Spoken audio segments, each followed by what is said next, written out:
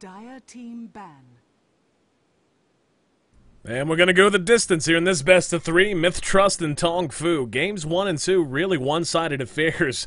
Each one going to a different team, so we're obviously pushing it to Game 3. Hopefully we'll have a bit more of a close game this time around. If you're just joining us, yeah, despite the fact they're a little one-sided, you still missed 2 excellent games.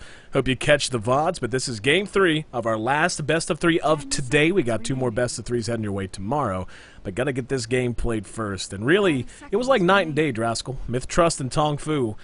Games 1 and 2, just one team ultra dominant, one team really on the back foot from the start.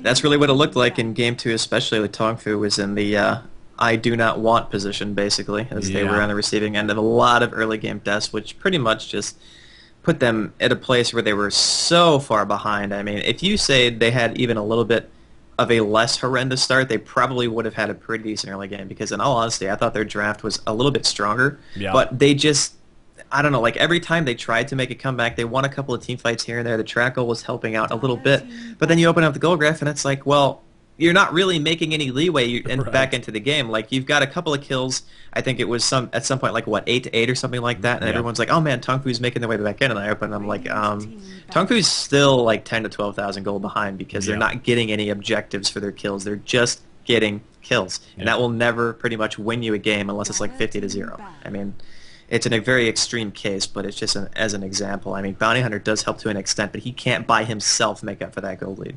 Yeah, and it's one thing if you end up giving away 3 kills, say in an early game engagement where 5-on-5 you just run into each other at level 1 as you go out to war. That's one thing. But it all happened in a tri-lane. And whenever you have a tri-lane that just loses that badly, that gives up 3 deaths to the tri-lane you're up against, literally as soon as the bell rings, you're going to be behind. And as you astutely pointed out, the difference wasn't so much in kill gold or even tower gold. It was the fact that being that far behind made it so hard for everyone on the side of Tong Fu to farm, especially that tri-lane. You had a CK who was just anemic, really. He could not get any farm at all to save his life. And it's one thing to be a little bit behind early on, but once you get to the 20-minute mark and you're still sitting on 30, 40 CS, I can't remember if it was quite that low, but it was in that range. You just can't have that happen. Anyway, as we recap, the bans have proceeded. Darkseer, Windrunner, and Chen banned out by Myth Trust. Tong Fu takes out Lycan, Invoker, and Prophet and decides to go ahead and pick up CK. No real surprise. CK is just all-around amazing hero. I mean, you always want to take him whenever you can get him, especially if you're going to be first pick, which actually going to Dire this game. Not sure if... Did we do a coin flip for the third server? Yeah. I think we do, right? Yep, absolutely. Okay, so that's why. Alrighty, so that makes more sense. And I was like, wait a minute. I totally had like a brain fart right there. But yeah, that makes sense then. So, I don't know, man. Like, Myth Trust looked really good last game. They just really capitalized on all the mistakes that Tong Fu made. And albeit Tong Fu, again, they had a really good draft. It's just that they couldn't overcome the deficit they put themselves in the early game. Queen of Pain and Leshrac also taken up here by Myth Trust. I think those 2 picks especially just kind of give the hint that they want to play the same style they did last game. Yeah, absolutely. I was thinking the exact same thing. And they're going to be in a good position to do so. I mean, coming off of a win like that, especially in the situation in which they won. Game 1, they just got reamed, man. I mean, like, it's a little easier to say that now. We try to be as kind as we can, but now that they've managed to give a little hurting in return, we could say they kind of got reamed Game 1. And to come off of that and just do a little reaming of your own, just really, really good for morale. They're going to come in with a ton of momentum behind them, and Tong Fu has the unfortunate pleasure of having their momentum stopped cold in Game number 2. Now they got to try and pick it up and get back into game shape for Game 3. I honestly don't know if Tong Fu is really too demoralized about that game. I mean, it's one thing when you can clearly define your loss. You can be like, okay, this is why we lost. We just won't do it again, you know? Right. I mean, that's a loss you want to have. When you lose and you don't know why you lost, that's a problem that a lot of teams are going to be having in the future, too, as you try to make that transition from a good team to a great team. If you can't find like concise points, like, okay, we should have done this differently. We shouldn't have obviously got our tri-lane completely just decimated, and we probably would have been in a good spot. I think that Tong Fu is a team who's been around long enough. They have very experienced players who are going to come into this game and say, you know what, we made some mistakes, but I think we're going to be able to basically overcome that and just try to play a different game and not really think about what happened last time, because they've already got a really good pick starting off with a CK. Yep, Rubik's still in the pool, not anymore. Out he goes as soon as I open my mouth. And yeah, Rubik is real. We're witnessing before us the ascendancy of Rubik. And I think it's for good reason. He's a very strong hero. And especially when you take a look at the first 2 picks out of Myth Trust, just the damage mitigation in terms of magic damage, pretty good passive to have with a less Shrek and a Queen of Pain staring down at you from the other side of the river. Yeah, I think that's a lot of the reason why the Asian teams love picking him, because they know that everyone's going to pick Leshrac. A lot of teams love running Queen of Pain. A 20% pretty much flat damage reduction on top of whatever they're doing is going to be great. Anytime that you have that and a pipe and a mech and stuff, I mean, heroes like Queen of Pain just basically don't do any damage to you at all at that point. I mean, you might as well just be hitting them with a feather because it just cuts off that much damage. And I really like the way that Tongfu's going this game. They've picked up a support Rubik for sure. I mean, they already have 2 very dedicated heroes, 2 we're going to need farm on the Lone Druid and a CK as well. So we're probably going to end up seeing some supports. Not sure if they're going to go a jungle route this game because for whatever reason, actually Chen is banned out for the first time, I think, in this particular best of 3. Enchantress still in the pool, though, if they want to go that route. And actually, I don't think that they will go Enchantress. I thought maybe if they had Chen available to them, but they don't. So maybe they'll just go straight up lanes again and maybe 2-2-1 or a possible tri-lane. Yep, we'll keep an eye on it, see how they want to do it. They're going to go ahead and pick up Sand King again, and it's not terrible. I mean, obviously the potency, we got a good look at just how potent Split Earth plus Burrow Strike can be. That's fine. But again, his epicenter mitigated by Rubik, so they're this is what you call playing into the wind. They're picking in the Tongfu in a lot of ways. And I guess they just plan to execute better. I mean, they're just willing to accept, hey, we're going to have a little damage mitigation on these 3 heroes. That's fine, because as much as our game plan is going to be reliant on damage early on or damage coming out of these heroes, we're just going to execute in a more crisp fashion. Night Stalker banned out as the 4th ban on the side of Tongfu. They're getting a little bit of love in this today, I should say. In the last 2 best of 3s, we've seen him picked and banned a couple of times. But still pretty open. I mean, we could see any number of things out of both teams. I think we're probably going to be seeing a Shadow Demon at some point. If anyone, I think it's probably going to end up being Tongfu. There's already 2 pretty hard stuns here. They need something to try to help out the Lone Druid or the CK if they ever get into a position where they're going to take, like, stun, whatever kind of nuke follow-up coming out of Myth Trust team. And we'll see if they want to go that route. It is going to be the second ban phase, though, so if I'm Myth Trust right now, I'd probably end up banning Shadow Demon. They could take another support, like a Venomancer or something like that, or a Sim if they want to. They're not heavily as reliant on a Shadow Demon, I would think, at this point, although Shadow Demon's still good in the sense that he does add a tremendous amount of extra damage to your burst lineup. So he's good for both teams, but I think he would actually be slightly better in this case for Tongfu just in a defensive role. We'll see what they're going to ban out. I'm not really too sure on what they're going to do for lanes either. Their team is very wide open for lanes. Tongfu decides to go ahead and take out Morphling. So Night Stalker and Morphling not going to be seen. Venge taken out by Myth Trust would have been a pretty solid support in this situation, I do believe. Wisely banning out the Vengeful Spirit. Just tuning in again, game number 3 of this best of 3 series. Going the distance. And it seems like last weekend we had 1 series go the distance as well. It was 1 series across both days.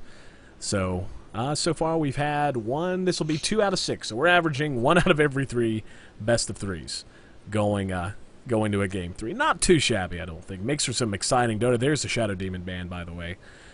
Very well called, my friend.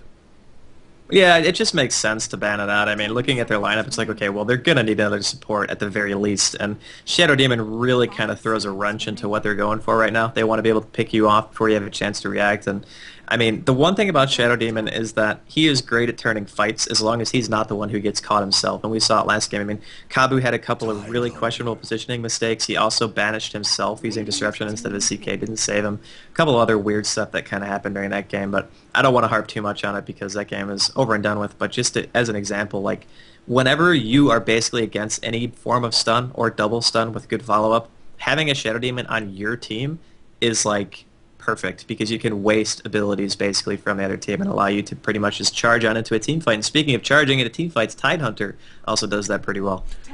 Does it pretty okay, last I checked. Now, that Tidehunter also opens him up a little bit. I mean, you've got the Druid. He's an option for a long lane, but as we discussed earlier, that's just really not the best place for him. He doesn't get the farm he really needs. He doesn't get the early Relic and early Radiance that you want out of him. And Windrunner's already gone. Furion's gone as well. Queen of Pain picked up on the other team. There's just really not a lot of long lane heroes left, so we could see Tide slipping into that long lane role. And another, well, I mean, again, it's hard to call. I mean, you've got CK, who really needs someone with him. If you're going to send him mid, you usually want to have a support with him as well. And Sven picked up by Myth Trust. I have not seen a Sven played competitively in a long time. I actually have, interestingly enough, in one of the eCal games I casted, I want to say Pot and Bottom actually picked up a Sven just recently. I think it was yesterday. Yep. And it worked out pretty freaking well, man. The thing about Sven is that a lot of people dismiss him as a support because of the fact that he's so kiteable. I mean, in this position, though, he might actually be farming.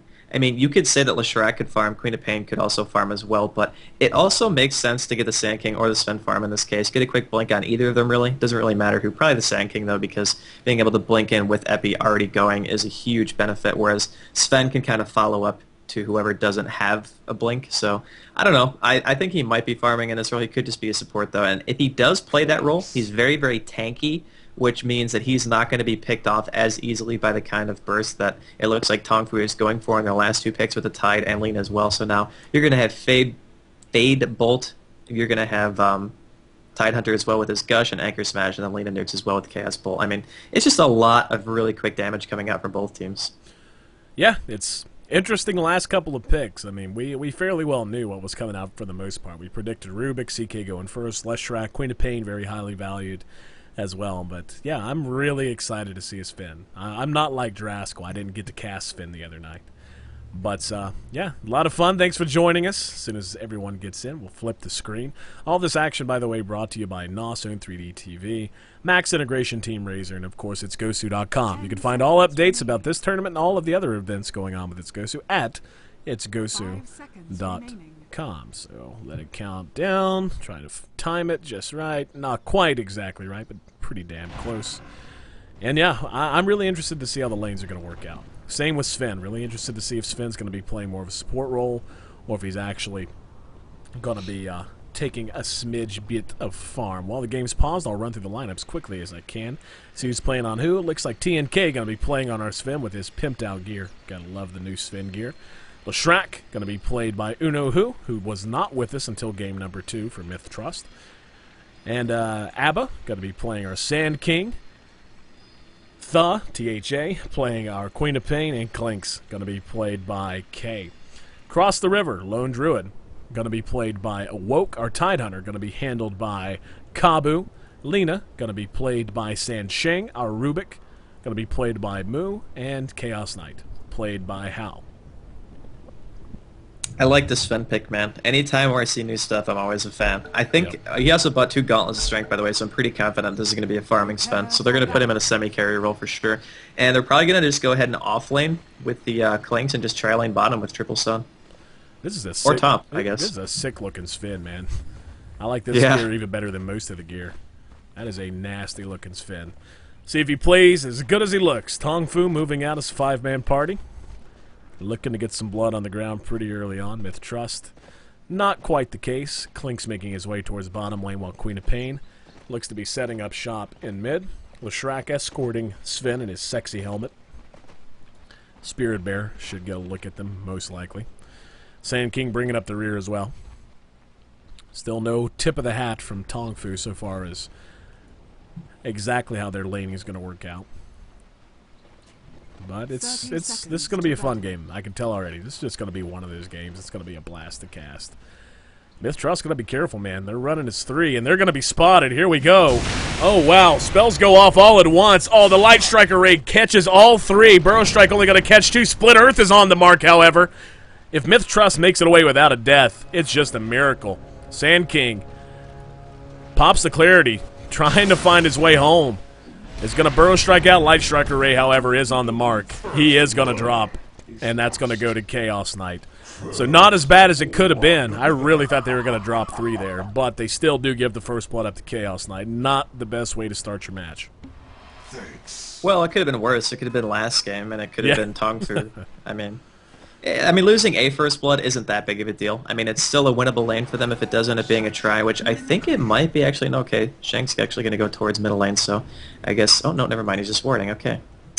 So it is going to be try versus try once again, and losing level advantage is a big deal, but they didn't get level 2 off that. That's a really important thing, because last time, in the last game, they got 2 hero kills and like a bunch of creeps, which made level 2 before you're able to get back to the lane. That's not going to happen this game. It's still I mean, obviously CK is going to be happy with the first blood, but anyone can still win this trial line depending on execution. Oh yeah, absolutely. That's what you call a marginal advantage. Definitely good to have it, but not nearly what it was last time around. They do have some pretty aggressive wards up, so they are probably going to look to get pretty active here. Tide running around and de-warding as he moves. MITH Trust going to have to play this very cautiously, but they do have 3 really hard stuns. So they should be able to get themselves out of any bad situation they find themselves in, so long as they engage in the correct order. You know, a team of this caliber, I have no doubt that's going to be no problem at all. Clinks and Lone Druid going to be matching up down here. This will be an interesting matchup. I mean, the Bear's just going to be able to go after Clinks anytime he wants. And it really, this is kind of the matchup I want to highlight down here. Clinks is a hero that needs a good start. He needs his farm and his items. Otherwise, he's just really impotent. And if he can do okay, not necessarily, doesn't have to do 100% awesome. He's actually doing pretty good here, just trading blows with Awoke. The Bear just not doing enough damage. Oh, maybe one more shot. Nope, not going to get it. So running Druid out already. But yeah, he's going to have to do well down there. If he does, I really like MITH Trust odds. Yeah, I think MITH Trust has a really good lineup. They can pick people off really, really fast. Once Clinks gets his Orchid up and his Treads on top of that, he's probably going to be active. I wouldn't expect him to kind of just sit in his lane and farm, especially when he's against heroes like Lina, Rubik, and even Lone Druid, who can be picked off relatively easily if you manage to get off a Silence and just first him down with the Strafe and the Searing Arrows combination. Not to mention you have Sven, who scales actually pretty well with his Cleave. He can push out lanes in the late game extremely fast. God Strength also gives him 100% bonus damage. He's going to go ahead and engage. CK going to be caught with the follow-up. And yeah, that's what makes this lane so potent right there. There was nothing Lina could do but just stare. I mean, she blew the Light Strike array and the Dragon Slave. Just doesn't matter. In the case of Sven and Sand King, they were just able to take it in the mouth. Tide was nowhere near in position to get involved in that engagement. That's a death on CK, so MITH Trust, it's not first blood, but getting CK back, interrupting his farm, more than enough to say that's more or less a break-even situation. And that just shows how really dangerous this Triumvirate is in particular. Just 3 really hard stuns. All 3 are AoE, so they're capable of stunning not just once, but stunning multiple heroes if they get out of position at all. Tide's going to be careful. And all you have to do is land one. You land one, it's almost a guaranteed death, even if they have to pay a death back to get it. But Chaos Knight is going to come charging out of the woods. See if they want to fight. They do. Reality Rift going to grab Leshrac. No follow-up, though. Yeah, that's a bit interesting. They might... Oh, wow, okay, never mind. Shang is definitely glad that tree was dead right there because he was able to walk to the right and not have to go through the lane again. The problem is neither of these tri lanes really want to engage onto the tanky heroes. Like, if you're MITH Trust, you don't want to go on CK, you don't want to go on Tide. And just like that, if you're Tongfu, you don't want to go on Sand King and you don't want to go on Sven. So there's like one squishy range here in each lane that both teams are basically salivating over, going, okay, we got to get on this guy. Right. We even saw the Reality Rift go on to Leshrac as well, just no stun to follow it up. Let's take a look at the farm, see how everyone's doing. 20 last hits on Lone Druid, not too shabby. Gets a very good root off on Clinks, allowing him to do a little extra damage here. Clinks not doing as well as he would have hoped, I don't think. 11 last hits, doing a lot of damage. Hang on, Reality Rift is going to catch Sven. Light Striker Ray is going to be there. And the Dragon Slave finishes things up just as the Split Earth manages to lock down Tide and CK both. So they get the best of that engagement. This has a really strategic element to it. I mean, again, the way they were positioned there, Leshrac was able to bail his buddy out for the most part, but still Dragon Slave enough to get the kill.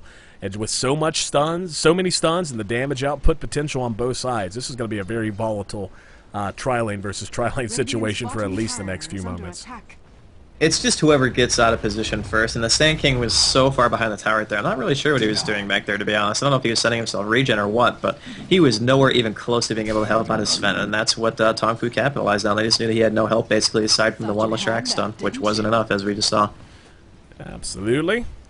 Little tower damage being done. No, actually, looks like he didn't take that. Looks like, I thought that was heading towards him. It was heading towards the creeps. 2-1. As we are 5 minutes in, favoring Tongfu. Take our first look at the gold graph.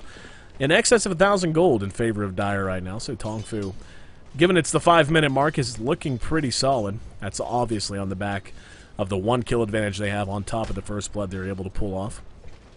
Their CK, in terms of farm, sitting on 14. That's really not all that solid, given how free he's been for the most part to last hit near or under his tower. Oh, sorry about that. My mic is giving me issues today. I'm not really sure why, but yeah, I think In general, as long as the CK gets the semblance of a good start, I mean, he's sitting at 16 CS right now at 6 minutes, which isn't too bad, especially when you're considering it's a try versus try. And both these teams feel very pressured in the situation. It's like, okay, we really got to make sure we're playing at our peak because any time either of them get out of position, it's going to be pretty much a for sure kill for one or the other. And with that being said, I mean, Sven's actually doing pretty well himself. He's sitting at 15 CS, when the lane's in this position especially, oh man, okay, Queen of Pain actually looks like she was going to head towards top, but maybe wants to get back to mid instead. Alright, so they're not going to try to dive it. Yeah, I saw her heading that way. She's got her ulti up. And I was thinking this could be problematic, but she does decide to go ahead and head back to mid. We've seen a bit of damage being dealt on both sides for Queen of Pain and for Rubik as well. Been flipping the camera back here once in a while, but no blood on the ground yet. Looks like we're going to have another engagement. Sven's there, gets the stun off. There's the burrow strike as well. CK in trouble. Blows the wand to keep himself standing. Isn't enough? It is. He makes it back to the tower with the help of the bottle. Now the follow-up stun. Chaos Bolt for 1 second.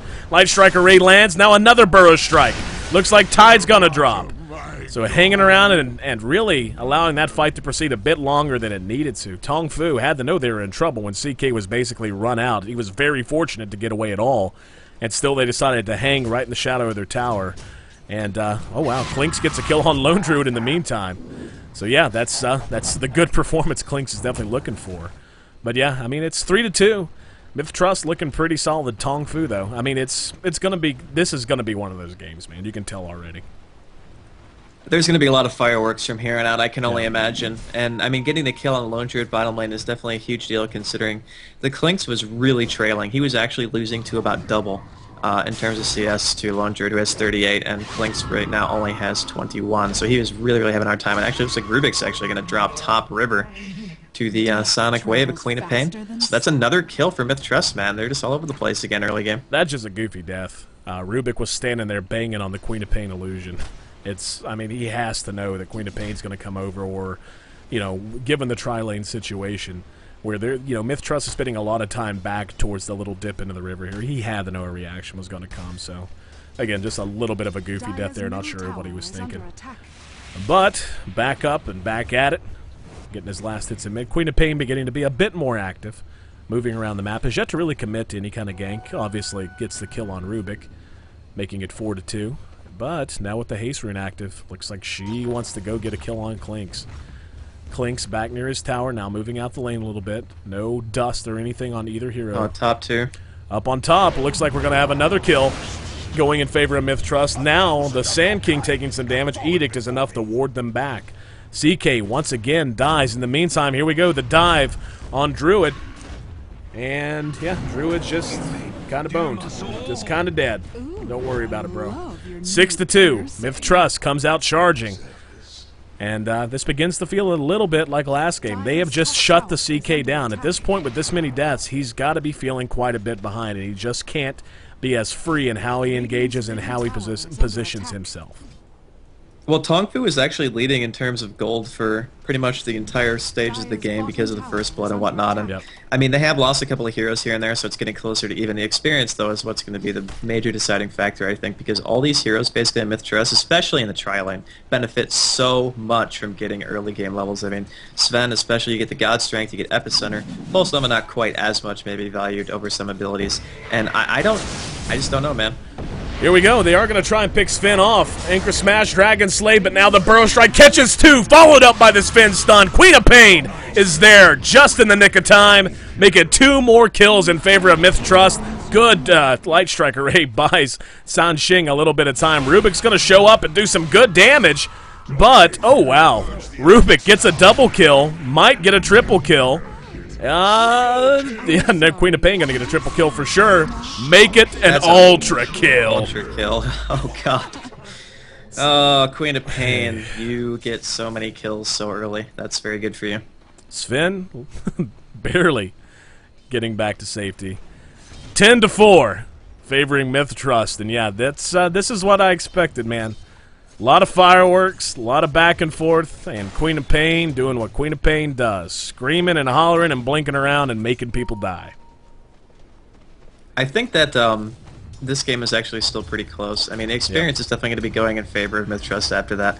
But because of the fact that Tongfu's Lone Druid is actually having a pretty good game so far, he's still ahead of CS quite a bit and in front of the Clinks, which is definitely going to help him out. And he's probably going to be able to get the tower. If it doesn't get denied... Oh, wow, he actually canceled the auto attack, and now he's probably going to die.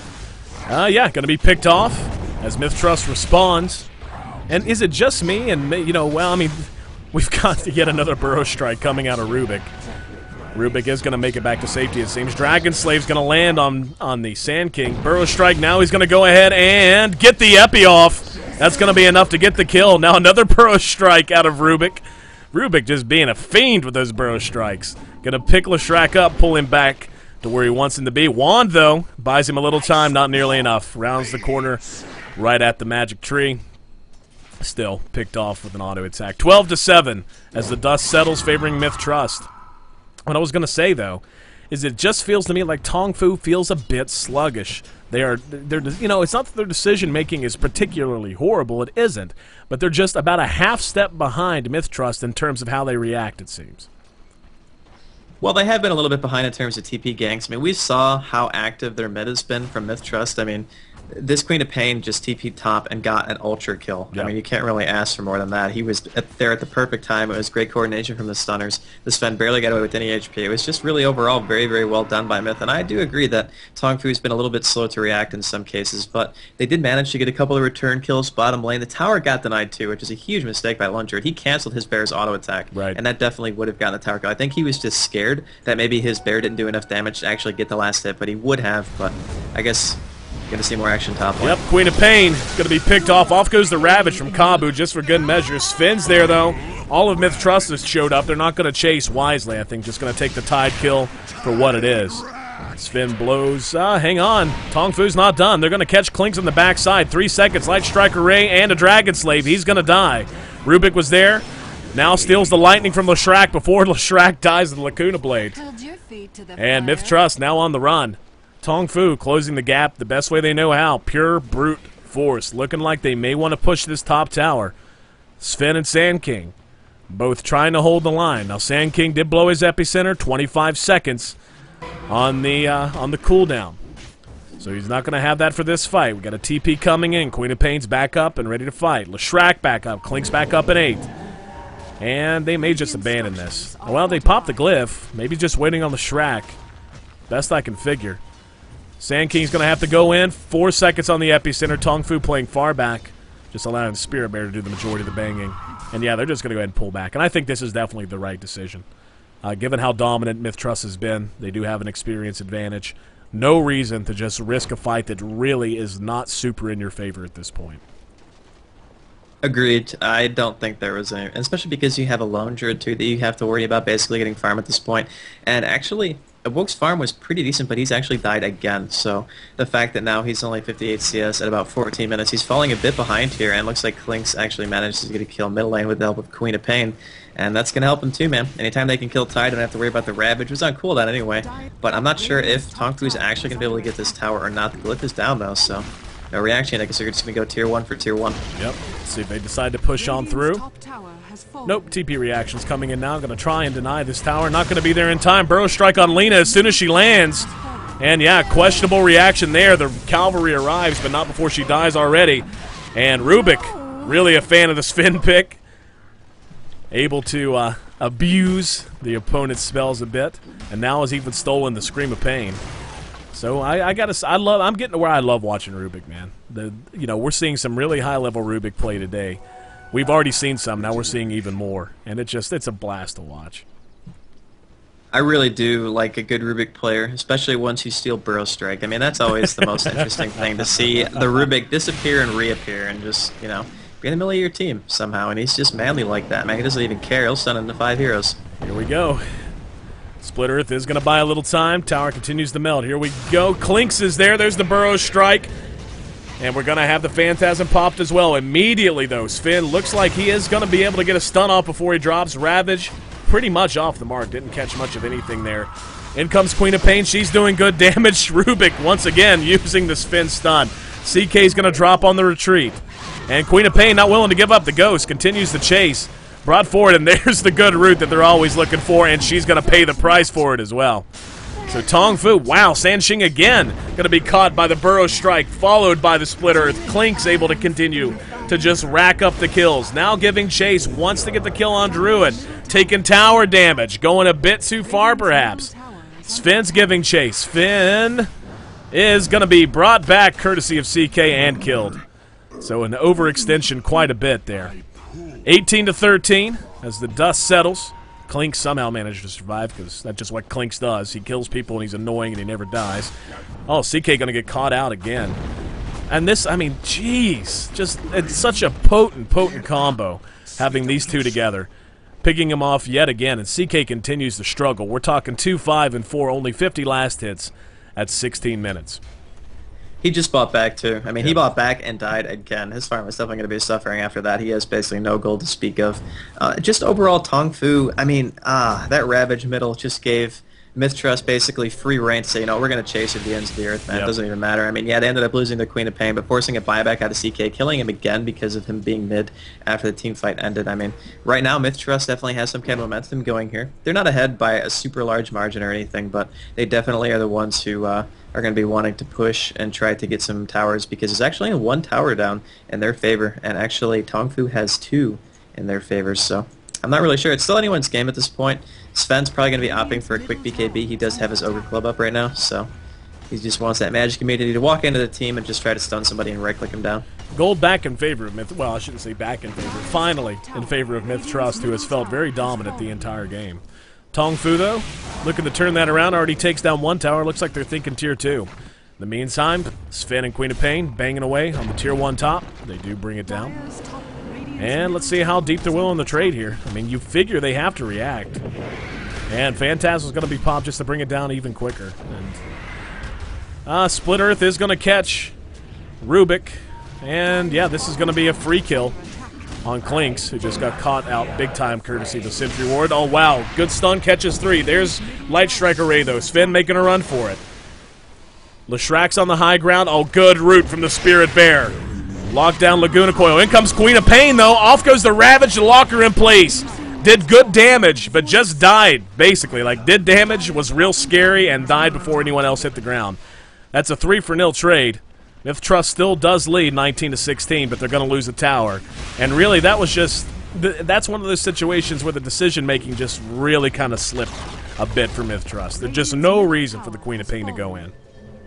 Just a bit of a weird decision from the Queen of Pain. I mean, you're blinking into basically triple stun. Actually, more than that if you want to take into account Tide Ravage. So, that being said, I'm not really sure what he was thinking there. I mean, I understand being manly is one thing, but that was just a bit silly. Maybe a bit much, and that's just enough to get Tong Fu back pretty much to even. So, I mean, it's still anyone's game at this point. The experience of gold are actually swinging quite heavily back in their favor, and again, it's just going to continue to be down to execution to get some better team fights, and that's what happens when you see teams like this. Like, they have 1 hard carry basically per team, and the hard carry is going to be Klinks for Myth Trust and obviously the Lone Druid, because you could say that the Sven and the CK respectively are going to be carries eventually, but they're not getting the farm for it. They're more of like stun bots at this point than anything else, so that's why I'm saying there's really only 1 carry at this point, because they're the ones who are going to get the majority of the farm. So that being said, we're going to be seeing a lot more team fights that are just based around who gets the better engagement. Yeah, I agree 100%. And in the case of, as you pointed out, when you're talking about the Sven and the CK, they're kind of what I would classify as a banger or a bruiser. Their job is to just run around in a fight, to be a force in the middle of the fight via stuns and what have you, and to make the other team account for you. Because, you know, if they decide to focus down the Druid or the Klinks, unless they're just able to melt them, the CK and the Sven are just going to be able to run around the fight and just cause havoc, basically, and throw the other team off balance. So very similar looks out of both sides. And, yeah, I mean, Tong Fu played themselves back into it, but, again, the Queen of Pain...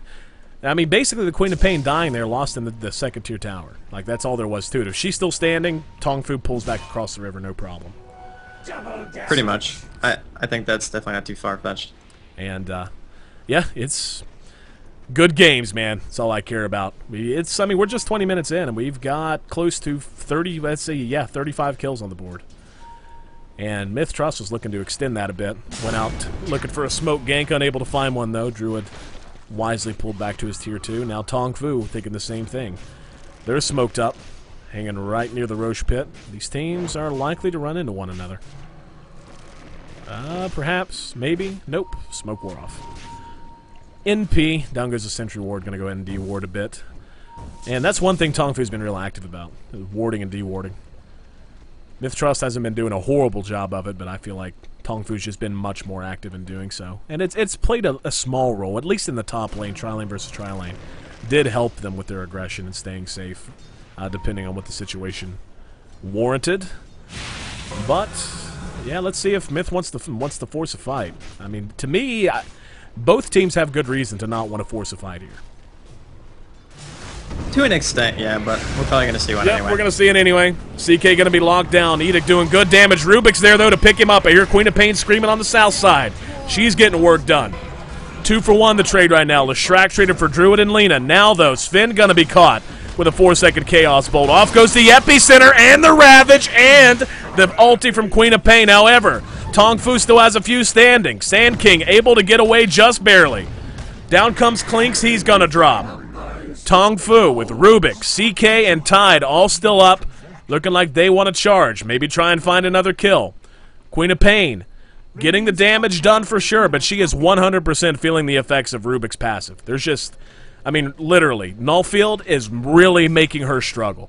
She's getting in, she's doing her damage, she's staying alive, but you're just not seeing Tongfu melt the way they should, or if you're in the shoes of the Queen of Pain, you expect them to. Told you, man. Rubik, strong pick against those mid-game, like, heavy magic damage heroes who are just completely reliant on being able to get into a team fight and just kill somebody before they can react. I mean, you can't do that against Rubik, especially one who has a mech now, so anytime they try to do that, it's going to be even more offset by the extra damage mitigation that he has. And just in general, I think that Tongfu's picks are really, really strong here. Not to take anything away from Myth Trust, I really like their use of Sven here. I think it's definitely creative. But the question that I have is, did their tri-lane really accomplish enough to make sure that this Sven was worth picking? Because Sven is kind of a hero who needs some items to be that useful. I mean, we saw it right there. He couldn't really do much due to the amount of stuns that Tongfu has. He needs to be able to BKB and right-click somebody, basically, to be that effective. His stun's great, and, you know, Warcry is great, but by themselves, it's not enough to make him a viable pick. He needs to be able to just train on somebody with God Strength on. Yeah, I agree with you completely. In fact, if there's any two heroes that I feel like have paid for themselves, it's Sand King and Leshrac. They've just been such a force all over the map. Everywhere they go, chaos and death seems to follow. And, I mean, pairing them up with Sven, nothing wrong with that. It's worked out okay, but I think, yeah, I think you're onto something. You have to wonder if okay is enough, given that Sven is more or less pretty one-dimensional. But Tongfu reasserting their dominance a bit in middle lane. Leshrac and Sand King, we're looking for trouble, not going to find it down in the river. They drop down the counter ward. And let's see if Tongfu wants to take a shot at Roche. They're kind of hanging around this area. Both teams seem to be cognizant of the fact this is kind of becoming the center of gravity of this match. And no, they're just going to go ahead and pull back. I don't blame them, really, for not rushing here. I mean, it still is kind of risky, and I don't know why they put the ward in that particular spot. It's on kind of the wrong side of the river to see too much coming. And the same can actually be said for Myth Trust ward as well. We kind of see people gathering up around. It looks like they want to try to fight, but if they do, it's going to be to the advantage of TF, though, because the Clinks from Myth Trust is currently top lane. Yep, looks like he's just going to go ahead and backdoor. Try and force a reaction, and he does. Gonna have our Rubik land safely near top lane. Gotta be careful, even with the Ace rune. Clinks does a lot of damage. He's just one of those heroes, and you see him, and he's diminutive, and usually you just kind of, stupid Clinks, and then he just kind of melts your face, and you're dead. But Myth Trust now looking to go on the aggressive after forcing that reaction. They're gonna burrow strike in. They're gonna be able to catch a bunch of heroes. And yeah, Tongfu, though, just look at the damage output. 1 for 1 already. We've got Sven trying to make a run for it now. Lone Druid traded for Sand King, more or less. Ern going to be able to heal up Sven. And Clinks now from Myth Trust is able to move so quickly. Gets into position. CK's pretty low health. Needs to be careful. Rubik's rejoined the fray as well. Sven and Leshrac setting up shop. We'll see if they want to continue to press here or go ahead and pull back. Pulling back, obviously, the right decision, because we have the courtesy of seeing through the fog of war. Lesh got to be careful. Yeah, he's going to turn southward, so 22-20, favoring Myth Trust, and now they're just going to smoke up. I think this is the good call. He managed to stave off what seemed to be some aggression, and Lesh has a real chance of being caught out here if he takes the wrong path through the woods. Sven's there as well. Sven is going to get caught, almost certainly. They stopped just short. Going to go ahead and take the long southward loop, and here we go. Rubik's going to spot him. Sven's going to be caught out. 3-second Chaos Bolt picked up, slammed down, dead Sven. 21-22. Not much you could have done about that, to be totally honest. I mean, you get caught out by Rubik, CK, and Lena, you're pretty much just going to go down there. No questions asked. Doesn't matter really who you are at this point. Oh, Tide actually goes for a blink, not opting to finish his pipe up, as I thought he might have actually done that because he did pick up a cloak relatively early, but going for the blink, definitely a great choice. And Sand King needs to be really careful here too. Sand King looks like he's going to get caught out, and he is. Stun coming out from Rubik. And again, I got to say, man, Moo is a good Rubik player. He always seems to have the right spell stolen. You notice that? Very rarely does he have a spell that he uses. It's just like, well, that's okay. I mean, it was what he had in the kit at the moment. No, he always has Stormhammer when he needs it. Always. It's just basically the war of the stuns this game. I mean, I haven't seen this many stunners in quite a long time, especially in Dota 2. People don't typically pick that style. I mean, you don't see heroes like Lena that often. Rubik is obviously just added to the game, so his stun, telekinesis is something that's new as well, and he can actually add another one on top of your team, which other team has obviously via spell steal. So this particular game just has stun, stun, stun, stun everywhere, and that's what makes it so difficult to try to engage, because one mistake and you could potentially be stun locked until death, as we just saw what happened to Sven.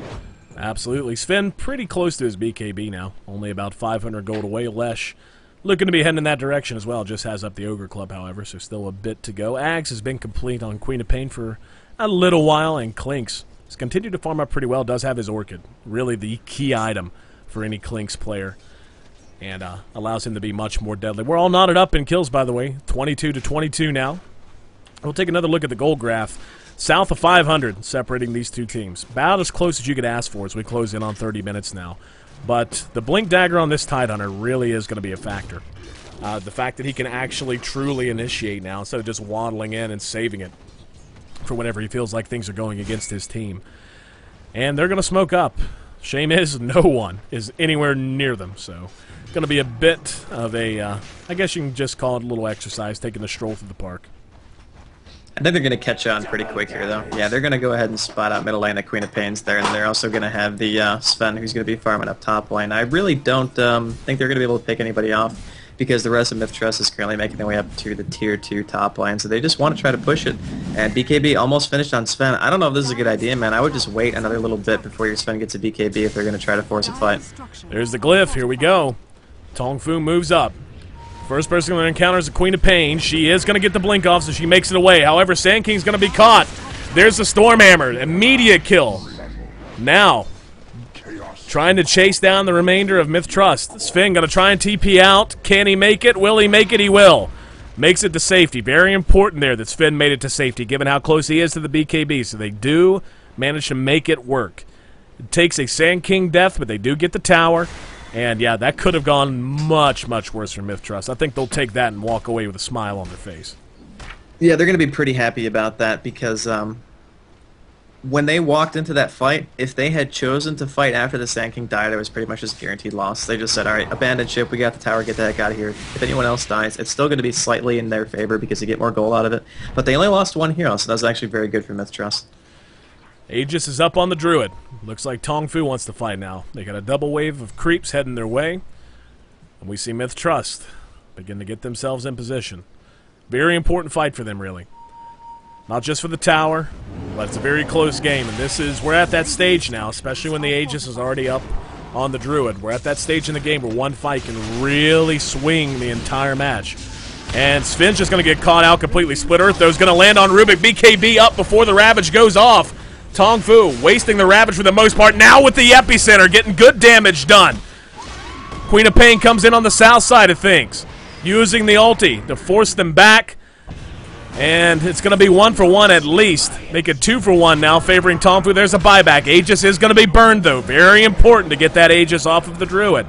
Fight. Heads back towards the south side. Sven making a run for it as his ulti wears off. There's the Gush.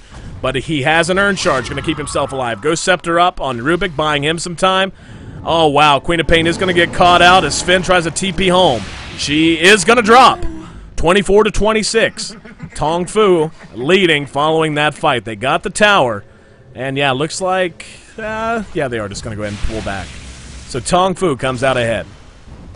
This game has been so close. You know, there's so many best-of-3 series where you're like, man, I wish the third game was close. This is like the epitome of what you want in a third game. Both teams are still slugging it out. It's still impossible to call who's going to win the game. I just want to point out really fast, though, how crappy of luck that Sven had that fight. He BKB'd and instantly got rooted by the bear with his God's strength on. That guy had to have at least broken his keyboard in 4 different places, because I know I would have personally. And second off, the Queen of Pain's ult hit nothing but a bear. I mean, just the bear, not even the lone druid. That was definitely not in their favor. The Ravage, although coming out of Tong Fu, wasn't that great either. It was really a wash. Just a lot of abilities flying out. Not really that good of coordination, really, for either team. It's just, I felt so bad for the Sven. I was like, oh, no. Why, Root? Why? It was a beautiful BKB, too. The timing on it could not have been better. It was really, really solid, yeah. I guess you could look at it either way. He call it bad luck on his part or good luck on Spirit Bear. How often, man, do we say it? Spirit Bear MVP. Got his Radiance up, his Phase Boost, his Orb of Venom, etc.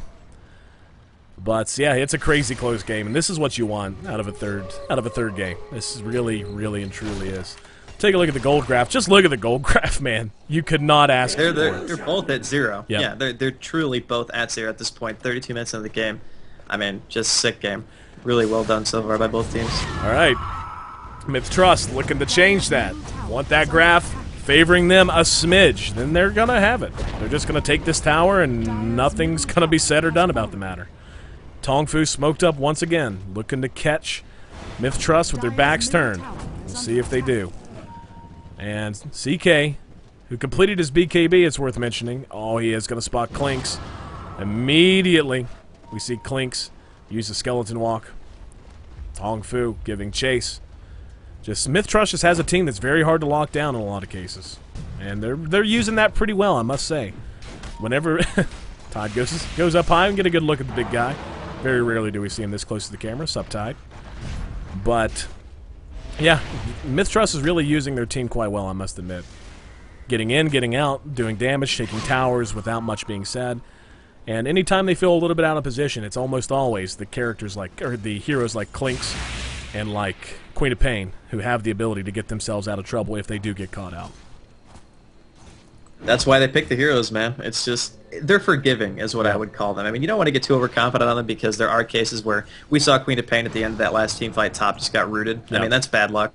But you can't really just rely on, okay, I'm just going to be able to live just because I can blank. You can't always just use that as your indicator on when to go in and out of team fights. Sometimes you got to have some kind of inkling. It's like, okay, I should probably just leave. But in this particular case, not going to happen. Yep, going to be caught out, thrown into the fray. There's a 2-second Chaos Bolt and a whole lot of damage. Dead Queen of Pain. She's down for 60. Let's see if that's Tong Fu's catalyst to try and force the fight at the racks. Looks like it may be. They come charging up mid lane. Everyone retreating from MITH Trust now. Just waiting on the creeps. Tong Fu in a good position. Rubik has Burrow Strike. A spell he has used to quite amazing effect throughout the majority of this game. Phantasms popped, banging on the tower. No reaction whatsoever. Leshrac on the periphery. Out comes the Stormhammer. That's going to catch CK. Now the follow-up with the splitter. BKB finally is popped. Oh, there's the root again on Sven. Rushes in with the BKB rooted once again. Clinks is there. BKB as well. Off goes the Ravage. Just as Tide dies, doesn't matter. Tong Fu still standing in force. That's 4 down for 1. And Tide's the one who went down, and he used his Ravage before he died. We see Tide buy back, but Tong Fu may have just broken this game wide open. Little bit of bad luck once again. CK caught out with the single target stun, still managed to get his BKB off, and Sven with his BKB runs in and gets rooted. Now Queen of Pain, though, wanting to clean house, going to be picked up, brought down, stunned again for 2 seconds. Can they damage it fast enough? They can. They're still all down. 25-32, not a hero standing on the side of MITH Trust right now. They're going to go to work on the top lane tower. 7 seconds on the Sand King. 7 seconds on the Sven now. 2 seconds. 1. Finally, somebody's back up. Doesn't matter. Tower's down, and they have cracked this game wide open, Draskell. Close as you could have asked for, and 2 sets of racks gone in the blink of an eye. Man, it really is pretty bad for Myth Trust that Queen of Pain got picked like she did. If Queen of Pain was there for that team fight, they probably would have defended that pretty darn well because they all kind of clumped up on top of the Sven, and I mean, we could just take a moment of silence for him and his luck this game because God, that guy just can't. He can't get a win. Nope. It's impossible. Like every time he's like, "Yeah, BKB got strength, mask it, root." Yep. Really, like just. You know, like all those troll faces, that's pretty much what the bear is doing this game for the entirety being played by Awoke. So shout out to his bear for being amazing, and just in general, yeah, the Queen of Pain got picked. That was really what ended the game, in my opinion. I mean, if the ult had been there from her and the Scream, that would have killed at least 3 heroes. Oh yeah, from Tom. At least, bottom line. But yeah, I mean, you really got to feel for him, man. Sven has played a pretty solid game as well, all things considered. Very rare hero to be seen at this level of competitive play. And has done an okay job. Tri-lane, could have gone better, but certainly could have gone worse. So you call that a wash. But yeah, I mean, Tong Fu, just... I mean, it just... You kind of have to put your hand on the side of your face and just shake your head. An amazingly close game that has completely 100% turned one-sided very quickly. And just looking at the gold graph and the experience graph, that tells a story. And it's not just about, oh, it's 4,000 gold. 4,000 gold in 40 minutes isn't that much. But the loss of 2 racks is just too huge. Just way too huge. That just gives you such a huge boost of momentum, especially because after a huge team fight like that, you can always fall back and do Roche if you absolutely need to. It's still going to be up in this case, and I really do think that Myth Trust knows that. This is going to be like their last hurrah, basically. They had a 5-man smoke up here. They want to try to catch somebody or try to do something to get themselves back into the game. Again, I really think that their 5v5 team fight is just as good, if not maybe a little bit better than Tong Fu's, but after losing that much gold, I mean, it's going to be really rough then. Klink's going to engage on Tide. BKB goes off very quickly. Klink's locked down. BKB's doesn't matter. Still going to die. Queen of Pain does get the damage off. Ravage and Epi both off. But it just doesn't matter. Tong Fu can just kind of take it. 4-second Chaos Bolt locks down Leshrac. Queen of Pain doing what she can. Doesn't matter. She's going to be caught. Tong Fu just cleaning house. Make it 4 for 1 and a triple kill on Chaos Knight. Well played and GG. This series went the distance, and it was a crazy close fight up until about 34 minutes. Then, yeah, everything just really, really went nuts, and Tong Fu took a very solid win. Really impressed by Tong Fu's performance. Saw the GG's coming out for Myth Trust, so yeah, the game is over. Tong Fu's going to take it 1-2, another best of 3, so I'm really happy about that. It really just... It's almost depressing to see a game end like that, because if that one hero just didn't get picked off, you know, if Queen of Pain just was alive for that, we would have had potentially one of the closest games I think we've seen in the entirety of the Asian Monthly Madness scene so far. So I was really looking forward to this best of 3, especially because I think Tong Fu is one of those teams who's going to continue to improve and just be a dominant force as we get closer to the International too. But well done by both teams. Unfortunately, Myth Trust didn't quite have what it takes to make it out of here. Absolutely. Good games all around. And tell you what, man, Asian Dota is a lot of fun. There's going to be a burrow strike. Yeah, all the heroes coming out, doing damage. Rubik pops the BKB. Going to make it home. Leshrac making a run for the spawn. Going to get there as well. This is all... actually, are they back? I thought they were all disconnected. I don't think anyone disconnected, actually. I think they just said GG. Okay. Anyway. Okay, this is always baffling to me. Like, I don't want to call it BN, but if you call GG, don't come out and get kills. Like, if you call GG, let's let the creeps finish the game. Yeah, I guess we're just gonna keep playing a bit, because Lena's gone, and Druid's down, and Tide's buying back. So, but anyway, gives us time to reminisce. It's been a weird series, man. Game 1, so 100%. Yeah, see, Gosu Molly agrees with me. By the way, I want to take the moment to thank Molly. This is, again, Monthly Madness Asia has really been his brainchild from the start. He's worked very hard to make this a reality. And, yeah, he's done an amazing job. He always does. Great admin, works with the teams directly. Doing a fantastic job in the background, really making our lives easy, Graskell. Yeah, he's done an amazing job, and I'm so happy that we don't have to deal with it this month. Yeah, exactly. I think we both know how bad it went when we tried to organize things. It was just like a complete mess, and I'm going to go ahead and say that Mally's probably got a bit more experience than either of us do in that department, so that's going to be good to have him pretty much at our sides for the rest of this tournament. Yeah, the throne's finally going to die. courtesy of Hao playing Chaos Knight. So Tong Fu takes it, man. 2-1. Very, very impressive stuff. Indeed. Cue up our Rocky song for him. They're certainly well earned. But yeah, it was a weird series. Games 1 and 2, just pretty much total stomps. Game 3, a very close game for the majority of the game until it hit about the 34, 35-minute mark. And then Tong Fu just kind of, it's one of those games where it feels like Tong Fu on the headsets was just like, oh, okay, I'm getting hungry. Let's go win. What do you guys say? You want to go win? And they just went and won. Well, the Queen of Pain had a lot to do with that as well. Absolutely. Yeah, the Queen of Pain getting picked off, big deal. But yeah, I mean, it was remarkable to see one hero death and one push completely change an outcome so much, or completely determine an outcome, I should say.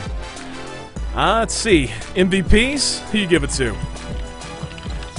That game was actually pretty tough for me. I still want to say that Rubik did an amazing job that game, especially. I mean, he even won an item build that I thought made total sense for that game. He got the mech up too, and just went straight for BKB afterwards because he knew that pretty much most of the damage coming out was going to be from magic. So I think that, yeah, Tong Fu, probably for me, it's going to be Rubik.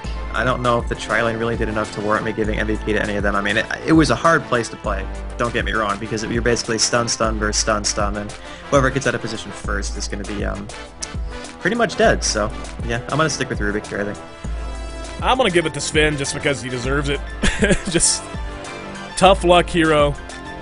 And, yeah, he had a rough time, man. I feel like he deserves something. Walks out 2-8-10. Got himself in a good position a number of times, and everything just seemed to go wrong for him.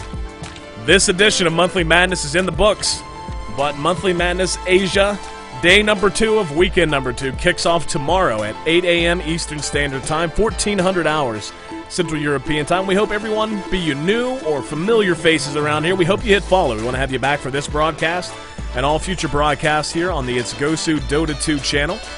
This has been an itsgosu esports production in conjunction with NOS Energy Drink, Own3D TV, Max Integration, Team Razor, and of course Valve Corporation, allowing us to work with you and hopefully bring this broadcast to you without any hitches and with crystal clear audio through Dota TV. Those who are listening via ticket, thank you very much for your support. I'm sure Valve echoes those sentiments as well. Parting thoughts, Draskell? Not really a whole lot else to be said, I think. I mean, it was a great best of 3. And we had the first best of 3 of the day. It was a 2-0, though. So it was a little...